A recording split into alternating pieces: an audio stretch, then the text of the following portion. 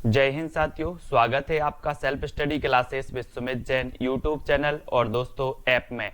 दोस्तों बहुत सारे स्टूडेंट को ऐप डाउनलोड नहीं करते बन रहा है या फिर कर भी लिया है तो कोर्स भी नहीं देख पा रहे हैं।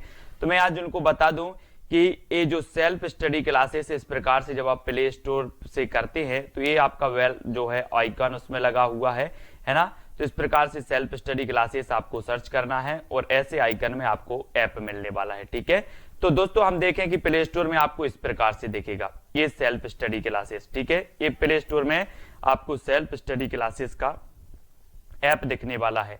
ठीक है, ये इमेज उसमें डली है, ये आइकन, ये लोगो उसमें डला है। ठीक है, अब दोस्तों इसको इंस्टॉल करना है, यहां से आप इंस्टॉल करेंगे। ठीक है, अब इंस्टॉल करेंगे तो वहां पर आपको नंबर मांगेगा, जीमेल नंबर मांगेगा, तो आपको ओटीपी आएगा, तो आप रजिस्टर करके आगे बढ़ेंगे। और दोस्तों अगर आपने अभी तक सेल्फ स्टडी क्लासेस का ऐप डाउनलोड नहीं किया है तो आज ही दोस्तों self study classes app download करें। अगर दोस्तों आप UP TGT, PGT, Punjab master cadre या फिर जूनियर हाई स्कूल यूकेएलटी एग्जाम की तैयारी कर रहे हैं तो दोस्तों हिंदी साहित्य के लिए सबसे best platform self study classes app, जहां पर आपको संपूर्ण कोर्स मिलेगा ट्रिक से साथ, है ना। संपूर्ण कोर्स आपको मिलेगा, विस्तृत अध्ययन, संपूर्ण कोर्स के आपके करवाए जाएंगे टॉपिक वाइज टेस्ट, साथ ही मिलेंगे आपको लाइव क्लासें, डाउट्स क्लियरिंग, सारी चीजें मिलने वाली हैं दोस्तों।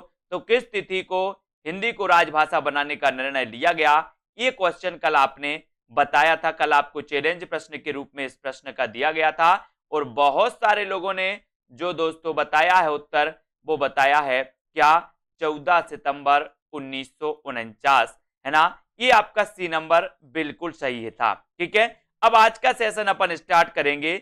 आप लोग तैयार रहे उत्तर बताने के लिए। आपको बताना है दोस्तों कि वर्ष 1955 में गठित प्रथम राजभाषा आयोग के अध्यक्ष कौन थे।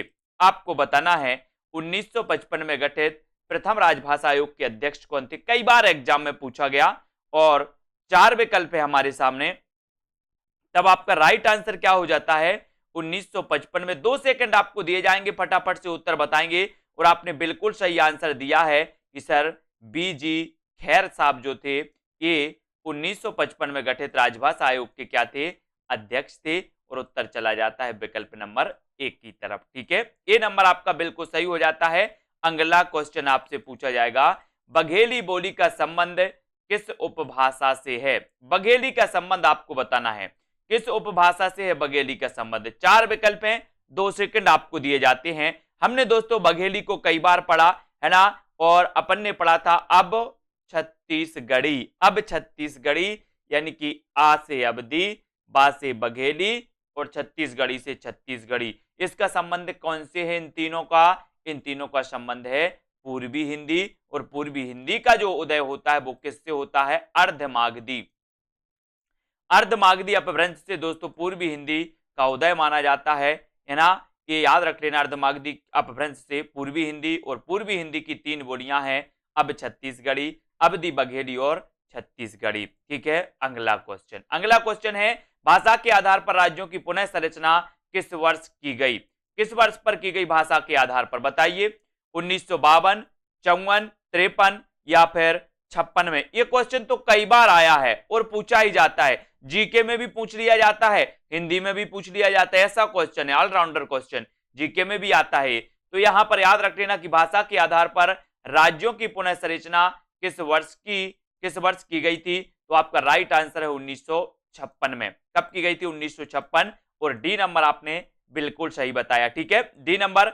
अगला क्वेश्चन आपको बताना है कि भाषाई आधार पर सर्वप्रथम किस राज्य का गठन किया गया। भाषाई आधार पर बताना है दोस्तों, वो राज्य कौन सा है। ये क्वेश्चन भी जीके का भी है और हिंदी का भी है।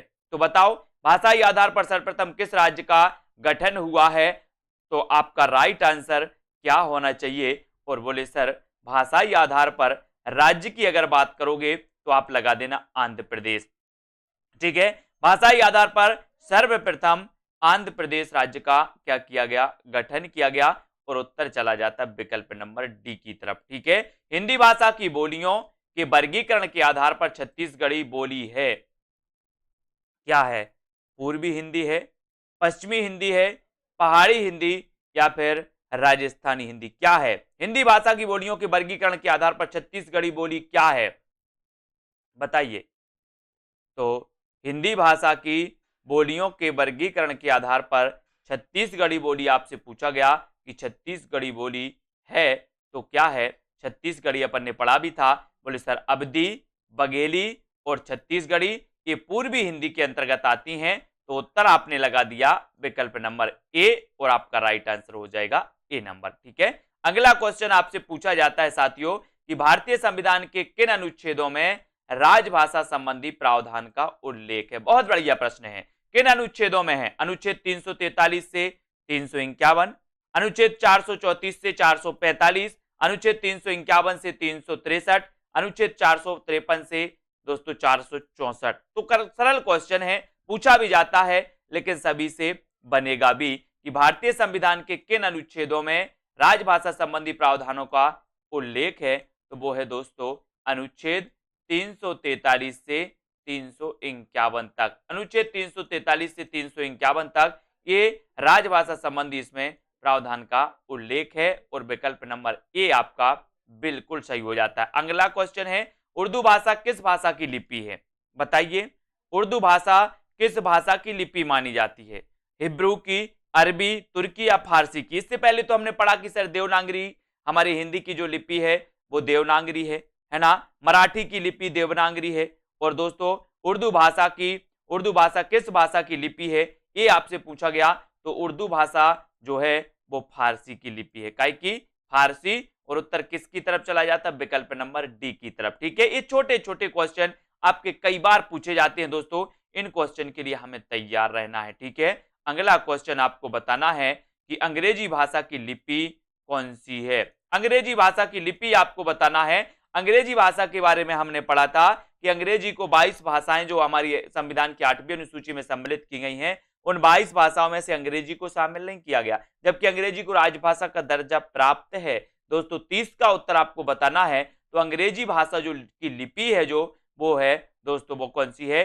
रोमन लिपि। कौन सी लिपि है? रोमन। और उत्तर हो जाता है आपका विकल्प नंबर डी, रोमन लिपि राइट आंसर हो जाएगा। अगला क्वेश्चन आपको यहां पर चयन करना है। अगला क्वेश्चन है, खड़ी बोली किस हिंदी की भाषा है? खड़ी बोली किस हिंदी की भाषा है? इसका उत्तर आपको चयन करना है। चयन करेंगे सभी लोग, यहां पर आ जाते हैं।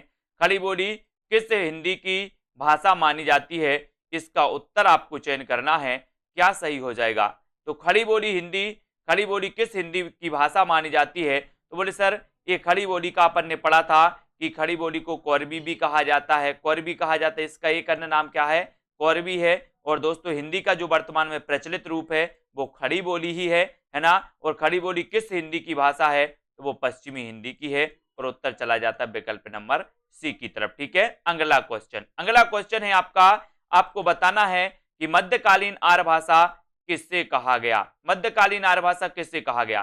पूर्वी हिंदी को, प्राकृत हिंदी को, पहाड़ी हिंदी या फिर बिहारी हिंदी को? तो बताइए मध्यकालीन आर्य भाषा किससे कहा गया? आंसर आपको चयन करना है। और आपने जो चयन किया है कि सर मध्यकालीन आर्य भाषा की अगर आप बात करोगे तो उत्तर आपका सही हो जाता है क्या? विकल्प नंबर बी, प्राकृत हिंदी को मध्यकालीन आर्य भाषा कहा गया। और राइट आंसर आपका हो जाएगा विकल्प नंबर वी, जो कि सभी लोगों ने बताया। अगला क्वेश्चन आपकी स्क्रीन पर है। अगला क्वेश्चन आपको बताना है, उत्तर क्या हो जाएगा? स्वर श्रेणी अपभ्रंश से कौन सी भाषा विकसित हुई? स्वर श्रेणी अपभ्रंश से आपको चयन करना है, कौन सी भाषा विकसित हुई? चयन करिए सभी लोग। स्वर श्रेणी अपभ्रंश से कौन सी भाषा विकसित हुई? पूर्वी हिंदी, बिहारी, पश्चिमी हिंदी या फिर लहंदा? इस स्वर श्रेणी अपभ्रंश दोस्तों अपन ने देखा कि जो हिंदी की बोलियां हैं वो किसी ना किसी अपभ्रंश से है ना दोस्तों उनकी उत्पत्ति हुई है और विकसित हुई हैं। तो स्वर श्रेणी अपभ्रंश से आपको बताना है। तो अपन ने पढ़ा था कि सर स्वर श्रेणी अपभ्रंश से निकली कौन सी? पश्चिमी हिंदी। कौन सी निकली? पश्चिमी हिंदी। और पश्चिमी हिंदी की जो बोलियां मानी जाती हैं अपन ने पढ़ा था, कानों के खड़ी बुंदेली, ब्रजभान हरि के पास कन्नौजी, खड़ी बोली, बुंदेली, ब्रज और हरियाणवी, ये मानी जाती है दोस्तों पश्चिमी हिंदी की। ठीक है, इनको हमें याद रख लेना। अगला क्वेश्चन आपको जो चयन करना है वो चयन करना है कि हिंदी की विशिष्ट बोली ब्रज भाषा किस रूप में सबसे अधिक प्रसिद्ध है? ये क्वेश्चन तो कई बार आया है दोस्तों। ये क्वेश्चन आपसे कई बार पूछा गया कि हिंदी की विशिष्ट बोली ब्रज भाषा किस रूप में सबसे अधिक प्रसिद्ध है? तो किस रूप में है? रामलीला के रूप में है, गद्य भाषा के रूप में है, नाट्य भाषा के रूप में है, या फिर काव्य भाषा के रूप? इसके पहले हमने पढ़ा था कि जो ब्रज भाषा है, ये ब्रज भाषा पश्चिमी हिंदी के अंतर्गत आती है। इसकी जो इसका विकास हुआ, ये सौर्स यानी अपभ्रंश से इसका विकास हुआ। और आपने भक्ति काल में देखा होगा कि भक्ति काल में दोस्तों सूरदास कृष्ण काव्य धारा के कवि थे, और कृष्ण काव्य धारा में जो है दोस्तों ब्रज भाषा में अधिकांश काव्य लिखे गए, है ना। तो ये दोस्तों काव्य की भाषा थी, ब्रज भाषा की क्या थी? काव्य भाषा थी। और उत्तर हो जाता है विकल्प नंबर डी, है ना। मगही किस उपभाषा की बोली है? मगही बताना है आपको, मगही। यहां पर 4 विकल्प हैं, मगही के बारे में आपको थोड़ा सा चयन करना है कि किस उपभाषा की बोली है। राजस्थानी की है, पूर्वी हिंदी, पश्चिमी हिंदी, या फिर बिहारी हिंदी की? मगही किस उपभाषा की बोली मानी जाती है? तो यहां पर आपको पता है, अपन ने पढ़ा था कि भोजन में एक मग मैथी, एक मग मैथी काय में? भोजन में। तो इसको याद रखने, बोले बिहारी के भोजन में एक मग मैथी डाल दो। तो बिहारी से बिहारी हिंदी, और बिहारी हिंदी के अंतर्गत जो आती है, भोजन से बना भोजपुरी, ठीक है। दूसरा दोस्तों मग से बना मगही, और मैथी से बना मैथिली। तो ये 3 जो बोलियां हैं दोस्तों, ये बिहारी हिंदी के अंतर्गत आती हैं, और मगही भी बिहारी हिंदी के अंतर्गत आती हैं। बोले भोजन में एक मग मैथी, है ना। ऐसे हमें याद रखना है। अनुच्छेद 351 में किस विषय का वर्णन है? ये 4 विकल्प है हमारे सामने, और आपको 351 का उत्तर बताना है कि 351 में किस विषय का वर्णन है। संघ की राजभाषा संबंधी, उच्चतम न्यायालय की भाषा संबंधी, पत्राचार की भाषा, या हिंदी के विकास के लिए निर्देश हैं। तो 351 में आपको बताना है कि संविधान के अनुच्छेद 351 में किस विषय को लेकर के वर्णन है, प्रावधान है। इसका उत्तर आपको चयन करना है। तो आपने बिल्कुल सही आंसर चयन किया है, और वो आंसर क्या है आपका? वो है दोस्तों विकल्प नंबर डी, कि हिंदी के विकास के लिए इसमें निर्देश दिए गए हैं, और आंसर राइट आंसर हो जाता है आपका डी नंबर, ठीक है। डी जिन्होंने आंसर चयन किया उनका आंसर बिल्कुल सही। और अगला क्वेश्चन, हिंदी भाषा के विकास का सही अनुक्रम कौन सा है? सही अनुक्रम बताना है कौन सा है। पाली, प्राकृत, अपभ्रंश, हिंदी, प्राकृत, अपभ्रंश, हिंदी, पाली, अपभ्रंश, पाली, प्राकृत या हिंदी, है ना। और एक और अपना ऑप्शन यहां आ जाता है, इसको भी अपन देख लेते हैं। सॉरी, यहां पर आता है, इस ऑप्शन को भी इसको देख लेते हैं। ये आपका ऑप्शन है यहां पर कि हिंदी, पाली, प्राकृत, ठीक है। तो कोई बात नहीं, यहां से आपको बताना है।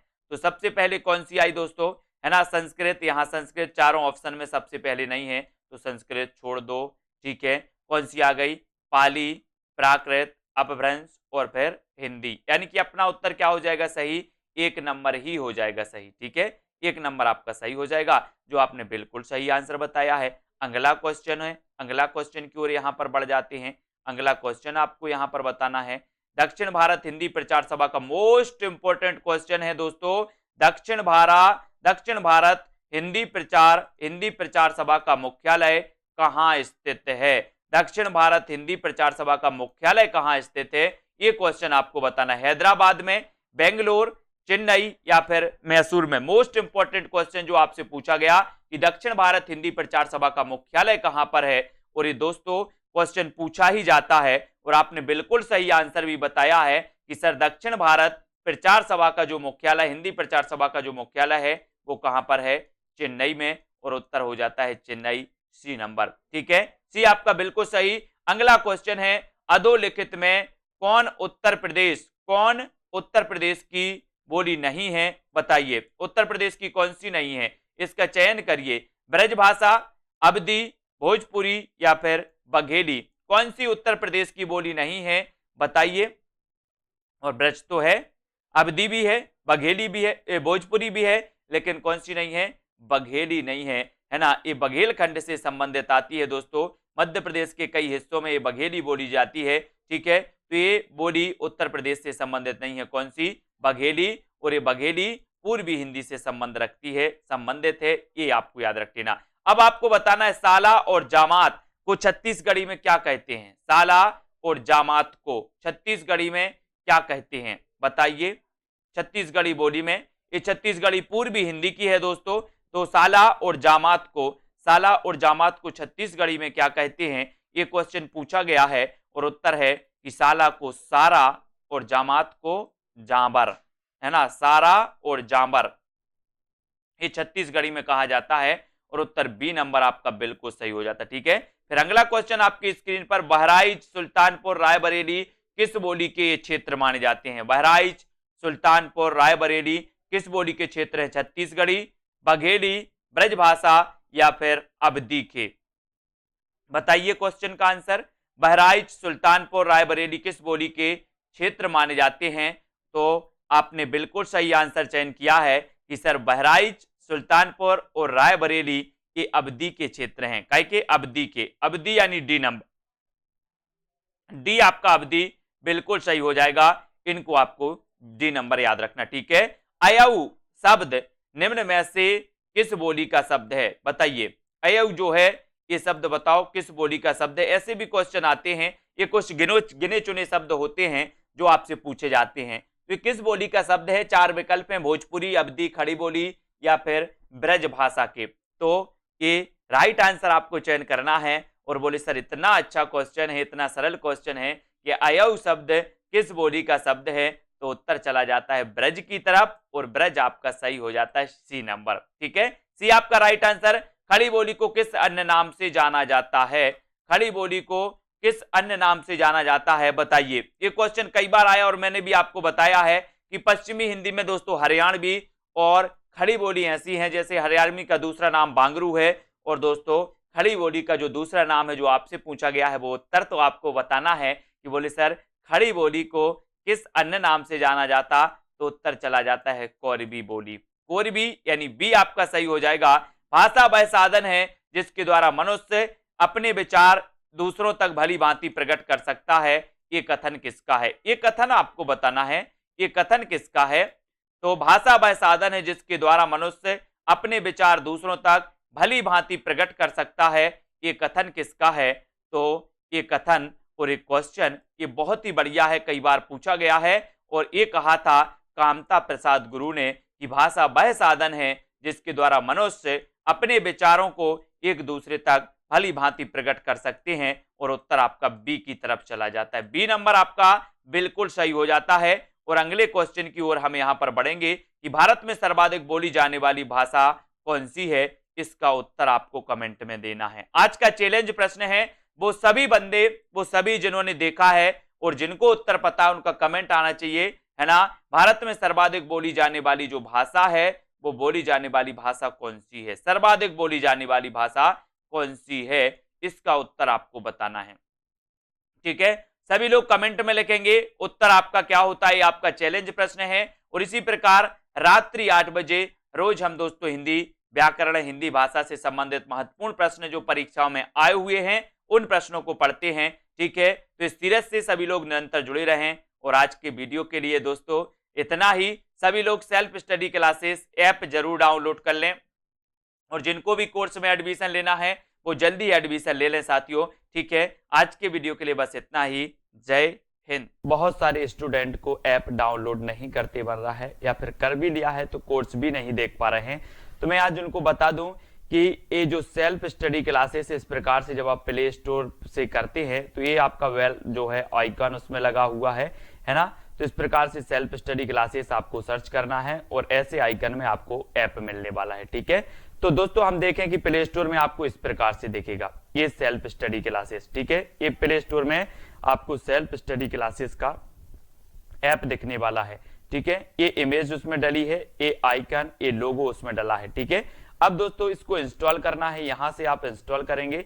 ठीक है, अब इंस्टॉल करेंगे तो वहां पर आपको नंबर मांगेगा, जीमेल नंबर मांगेगा, तो आपको ओटीपी आएगा, तो आप रजिस्टर करके आगे बढ़ेंगे।